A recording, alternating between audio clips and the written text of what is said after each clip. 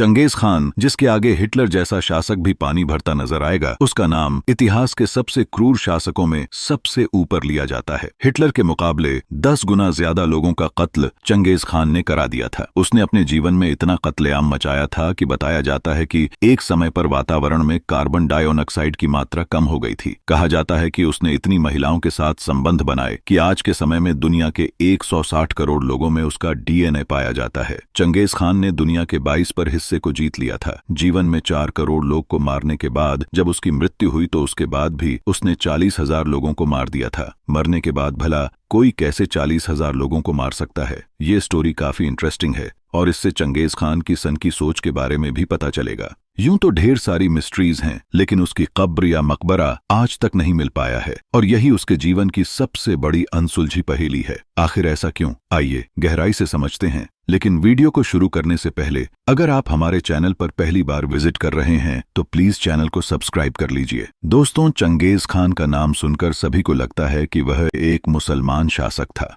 लेकिन असल में चंगेज खान मुसलमान नहीं था। वो मंगोल का रहने वाला था और टेरिस धर्म का अनुयायी था। चंगेज खान का असली नाम तमुजिन था। साल 1162 में लेक बैकाल के पास मंगोल्स के एक मुखिया के घर तमुजिन का जन्म हुआ था। साल 1171 में जब तैमुजिन 10 साल का था तब उसके पिता यशुजय बघत की मौत हो गई थी। बताया जाता है कि किसी ने आपसी रंजिश के कारण उसके पिता को जहर दे दिया था। पिता की मौत के बाद तेमुजीन की माता के ऊपर 7 बच्चों की जिम्मेदारी आ गई थी। उसके परिवार को कबीले से बाहर कर दिया गया था। पूरे परिवार को एक सुनसान पहाड़ी पर मरने के लिए छोड़ दिया गया। तमुजिन बचपन से ही काफी क्रूर था। तेमुजीन जब 16 साल का था तब उसने बोरत नाम की महिला से शादी कर ली थी, लेकिन कुछ समय बाद ही बोरत को एक अन्य कबीले के लोगों ने अगवा कर लिया। मंगोल्स की खास बात यह रही कि वो कभी भी अपना अपमान भूलते नहीं हैं। तमुजिन ने अपने भाई जमुखा के साथ मिलकर एक सेना तैयार की और अपनी पत्नी बोरत को सम्मान के साथ वापस घर ले आया। उसने पूरे कबीले को एकजुट कर दिया था। अब तेमुजीन की बहादुरी के किस्से दूर दूर तक मशहूर होने लग गए थे। इसके बाद तेमुजीन को एक नया नाम मिला, चंगेज खान, जिसका मतलब होता है यूनिवर्सल लीडर। यहाँ खान का मतलब किसी धर्म से नहीं है,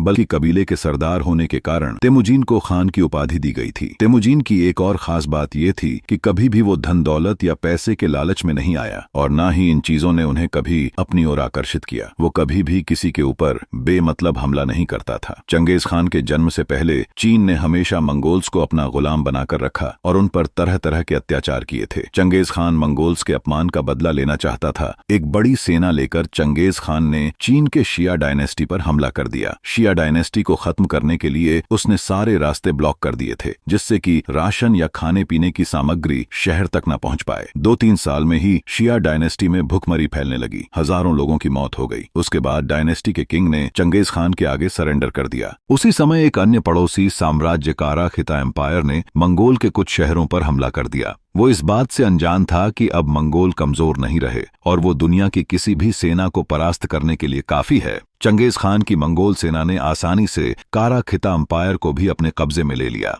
अब चंगेज खान लगातार मंगोल एम्पायर का विस्तार कर रहा था। साल 1221 में चंगेज खान की सेना सिंधु नदी के किनारे खड़ी थी, जिसके दूसरे छोर पर हिंदुस्तान था। हिंदुस्तान उस समय दुनिया का सबसे अमीर देश हुआ करता था। भारत की दहलीज पर पहुंचकर भी भारत पर हमला नहीं किया। कहा जाता है कि चंगेज खान बौद्ध धर्म से बहुत प्रभावित था, क्योंकि बौद्ध धर्म की उत्पत्ति भारत से ही हुई थी। चंगेज खान की मौत कैसे हुई, इसके बारे में कई दावे किए जाते हैं। ज्यादातर हिस्टोरियंस का मानना है कि युद्ध के दौरान घोड़े से गिरकर चंगेज खान की मौत हो गई थी, तो वहीं कुछ लोग चंगेज खान की मौत की वजह प्लेग बीमारी को मानते हैं।